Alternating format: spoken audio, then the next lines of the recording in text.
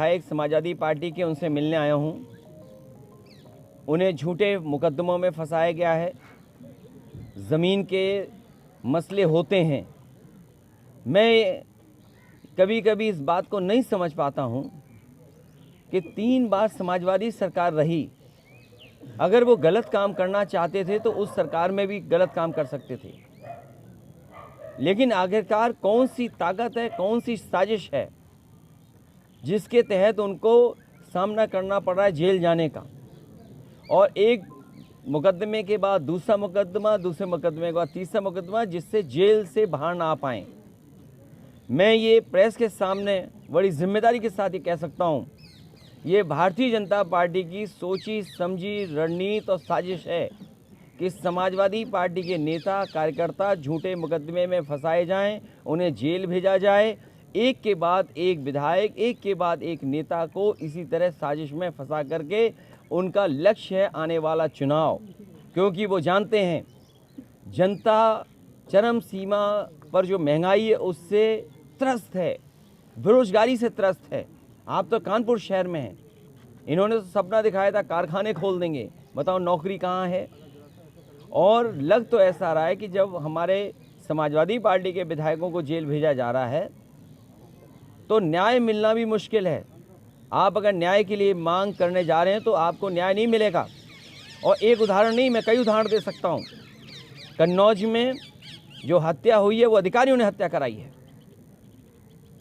क्योंकि एक को इतना परेशान करना, इतनी जांच कराना, उसमें बीजेपी का विधायक शामिल था। आपने बीजेपी के विधायक के लिए क्या कहा? आप यहाँ तो इरफान के लिए सीडीआर, ये वो फलाना ढिकाना सब निकाल रहे हो। आपने कन्नौज के विधायक की सीडीआर क्यों नहीं निकाली? आप पता करिए वो किससे शामिल था, वो विधायक वो शामिल थी कि नहीं थी। और याद करिए तालीग्राम में जो दंगा कराया था वो विधायक के इशारे पे दंगा हुआ था। तो बीजेपी के लोग कुछ भी कर सकते हैं, बीजेपी के लोग कोई भी कानून तोड़ सकते हैं, वो साजिश षड्यंत्र कुछ भी कर सकते हैं। इसीलिए मैं आपसे कहना चाहता हूँ, विधायक इरफान के खिलाफ साजिश है, षड्यंत्र है, और समाजवादी पार्टी के एक एक विधायक पर षड्यंत्र इसी तरह चल रहा है। कुछ अधिकारी हैं जो मनमानी कर रहे हैं। अधिकारी ये न भूलें कि समय बदलता है। अगर गैर कानूनी काम करते हैं तो कानून उनके लिए भी वही हैं। अगर आज वो झूठा फंसा रहे हैं तो कानून के तहत कार्रवाई उन पर भी होगी। मैं पहली घटना जो बलवंत सिंह की हत्या हुई, उनके घर परिवार से मिलने गया था मैं। वो तस्वीरें जिसने भी देखी होंगी, बलवंत सिंह की जिस तरीके से पुलिस ने पिटाई कर करके, और केवल इस बात को लेकर के पूछताछ के बहाने पुलिस ने इतना मारा कि उसकी जान चली गई। उसके शरीर पर जो निशान हैं, जिसने भी देखे उसको दुख हुआ होगा कि आज के समय पर सरकारें ऐसी भी हैं जो अंग्रेज़ों को पीछे छोड़ दिया है। उसका कोई शरीर का हिस्सा ऐसा नहीं था जिस पर नीले निशान न पड़ गए हों। जो आपके ही माध्यम से खबर निकली है, क्योंकि मैं मेडिकल उसको नहीं समझ सकता, खबर ये निकली कि क्योंकि जाम हो गया खून, बह नहीं पाया खून, इसलिए उसकी मौत हो गई। और ये पहली मौत नहीं है, ये कस्टोडियल डेथ उत्तर प्रदेश में पहली नहीं हुई है। इससे पहले भी कस्टोडियल डेथ उत्तर प्रदेश में हुई हैं, और उत्तर प्रदेश आज देश में सबसे ज़्यादा कस्टोडियल डेथ हो रही हैं। जो सरकार ये कहे राम राज्य हम लाएंगे, क्या राम राज्य में इसकी जगह है? क्या पुलिस तय करेगी कि क्या करना है? क्या राम राज्य में ये तय करना, पुलिस को खुली छूट देना, ये किसने अधिकार दिए हैं? न केवल बलवंत सिंह की जान, इसी तरह प्रदेश के कोने कोने में मैं जानकारी है, हमें समय समय पे पार्टी के लोग पहुंचे, उन परिवारों से मिलने गए हैं। मैंने मांग की है कि बलवंत सिंह के परिवार को 1 करोड़ रुपए की मदद हो। उनकी पत्नी शालिनी सिंह पढ़ी लिखी हैं, उन्हें सरकारी नौकरी मिले। जांच वो सीबीआई चाहती हैं या सिटिंग जज उनकी निगरानी में जांच हो, उन्हें ज़मीन मिले और न्याय मिले। कम से कम ऐसे दोषी लोग जेल जाएं। जब मैं उनके परिवार से मिला तो उनके परिवार ने ये कहा मुझे, वो थाने पे थे जब उनके परिवार के सदस्य की पिटाई हो रही थी, और जिन्होंने एफआईआर लिखाई थी वो भी ये कहने के लिए तैयार थे कि ये मेरा भतीजा है, इसका नाम गलत आ गया है। 1500 करोड़ का मामला है, प्रवृत्ति, हवाला कारोबार, भूमाफिया जैसे लोगों के हितैषी बन रहे हैं। अच्छा मेरे पत्रकार साथी, तो मैं आपसे जानना चाहता हूं कि मुख्यमंत्री जी ने कौन सी धारा अपने पे वापस ली बताओ? डिप्टी सीएम ने कौन सी धारा अपने से वापस ली बताओ? क्या डिप्टी सीएम ने नहीं पर्ची बना करके चंदा इकट्ठा लिया था? आप बताइए, मुख्यमंत्री जी ने कौन से अपने मुकदमे वापस लिए? अगर वो फर्जी थे तो ये भी तो फर्जी हैं। वो कैसे नहीं फर्जी? वो कहेंगे वो फर्जी थे तो ये फर्जी नहीं है।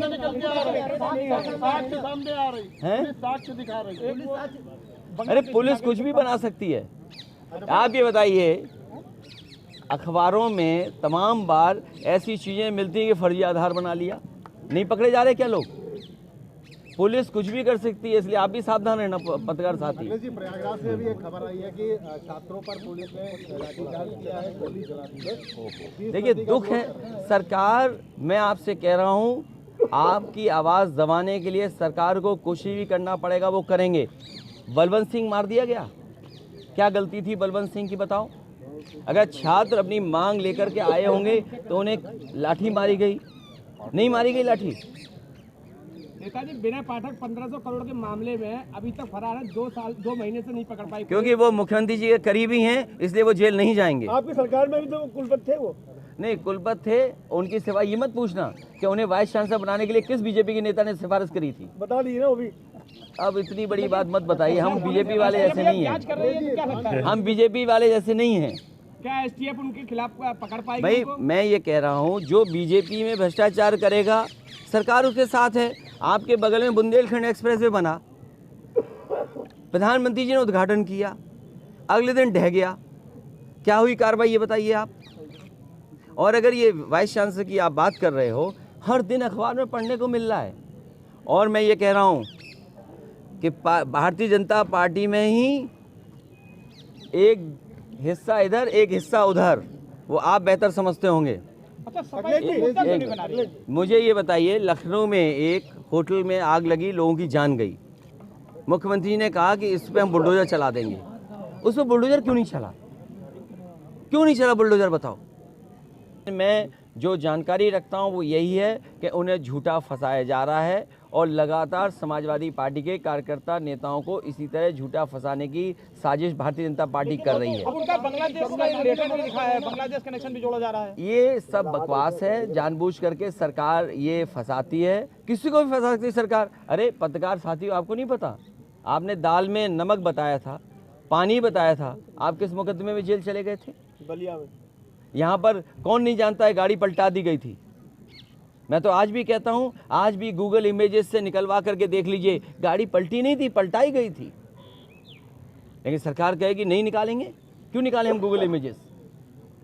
समाजवादी पार्टी इस दिशा में क्या करेगी? समाजवादी पार्टी इरफान सोलंकी और समाजवादी पार्टी के जितने कार्यकर्ता उनके साथ खड़ी है।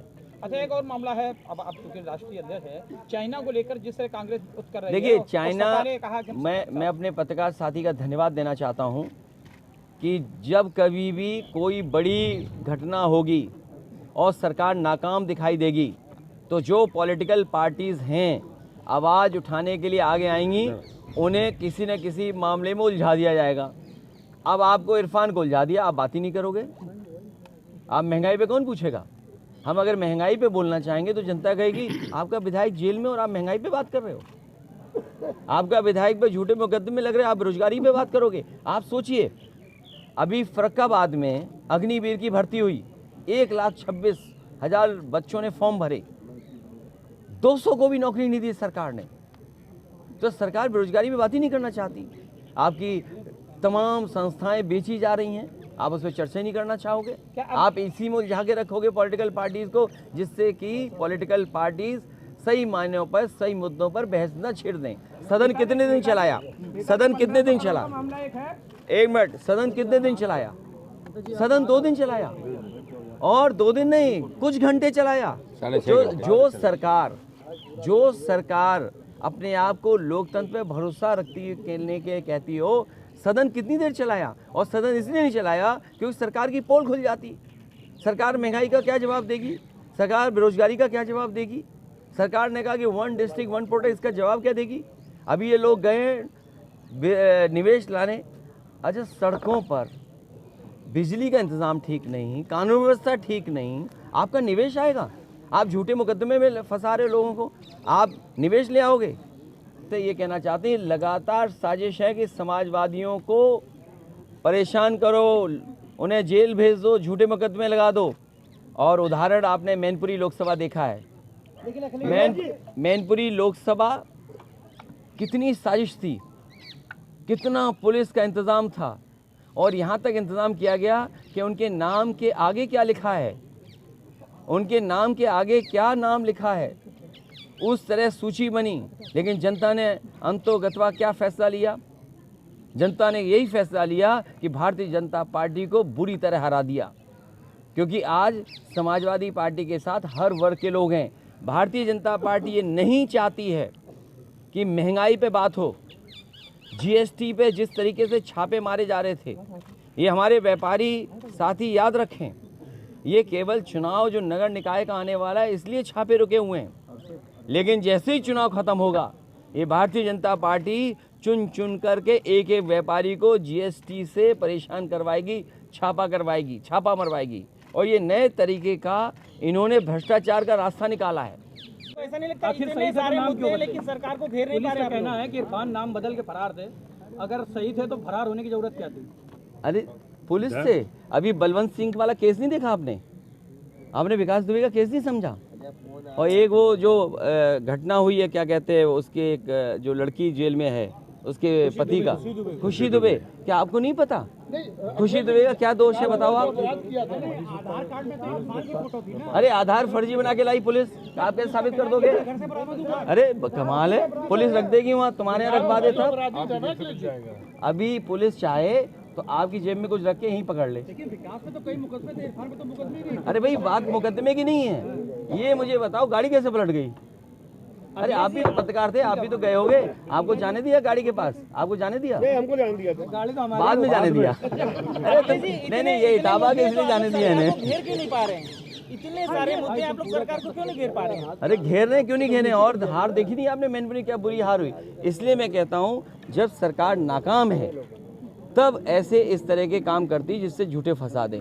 इन पे बताइए महंगाई का क्या जवाब है, बेरोजगारी का क्या जवाब है, ये कारखाने लगे नहीं उसका क्या जवाब है, बिजली महंगी है उसका क्या जवाब है, आपके खाद नहीं मिल रही उसका क्या जवाब है, जानवर सड़कों पे अभी भी घूम रहे हैं, एक्सीडेंट हो रहा है उनसे, क्या जवाब है सरकार के पास? कोई जवाब हो तो बताओ। इनके विधायक, इनके सांसद, इनके सरकार के खिलाफ बोल रहे हैं। आपके ही शहर में, आपके शहर में नहीं हो रहा क्या बताइए? इसीलिए मैंने कहा कि समाजवादी पार्टी तैयार है, समय आने पर आंदोलन के लिए कार्यकर्ता हमारे तैयार हैं। अगले जी पुलिस तो ये पुलिस जो है क्या अलग पुलिस लाए? क्या पुलिस तो वही जो आपको भी दी है, ये आप बेहतर समझते होंगे, पत्रकार भी वही हैं, बस अब खबरें बदल गई हैं।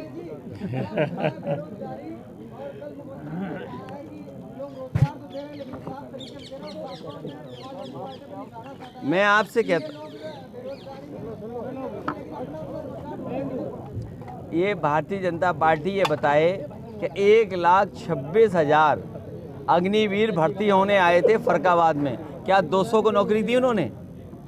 1,26,000 लोगों ने फॉर्म भरे, क्या 200 को भी नौकरी मिली? अच्छा, अग्निवीर से लगता है बॉर्डर पे सेना को समस्या होगी, कमी होंगे सेना? अग्निवीर, अग्निपथ व्यवस्था के खिलाफ समाजवादी पार्टी है।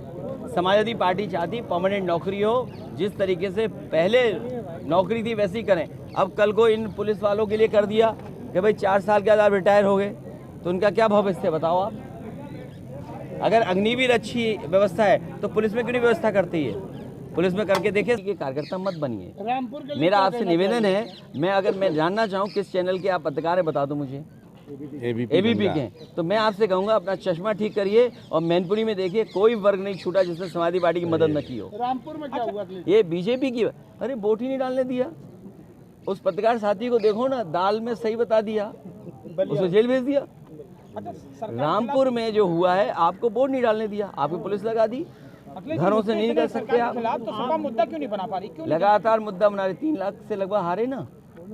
जनता को जब मौका मिलेगा इस सरकार को उखाड़ फेंकेगी। सर, निकाय चुनाव आ रहे, क्या कहेंगे? निकाय चुनाव में डेंगू वही है जहां भारतीय जनता पार्टी के मेयर हैं, डेंगू वही है जहां पर नगर पालिका के अध्यक्ष भारतीय जनता पार्टी के हैं। आप कानपुर के हैं, मेयर कब से इनका यहाँ पर? क्या कूड़ा हट गया? क्या गंदगी हट गई? क्या नाले हट गए? और यकीन करो आप, इतनी धूल चढ़ी हुई है, आप पेड़ नहीं पहचान सकते, पेड़ की पत्तियों को देख के नहीं बता सकते। जब आप करीब पहुंचोगे तभी आपको पता लगेगा हाँ ये नीम का पेड़ है। अभी मैं फ्लाईओवर से गुजर के आया हूँ, मैंने नीम का पेड़, इतनी धूल धक्कर देखी, आप कल्पना नहीं कर सकते उसकी। पीपल का पेड़, नीम का दिखाई दे रहा, वो सब गर्दा लगा हुआ है। तो किसकी जिम्मेदारी थी यहाँ स्मार्ट सिटी बनाने की? और जो मेट्रो समाजवादियों ने बनाई उसी का आगे फीता काट गए। इनका अपना क्या है ये बताओ? ये आपको ऐसा नहीं? ये गंगा पर सेल्फी ली गई थी, अरे नाले पे सेल्फी लेनी थी आपको, बताइए। इस गंगा पानी में, गंगा वाले पानी में आपने कहा कि हम इसको पीने लायक बना देंगे, आचमन लायक बना देंगे। आप बताइए गंगा की क्या स्थिति है?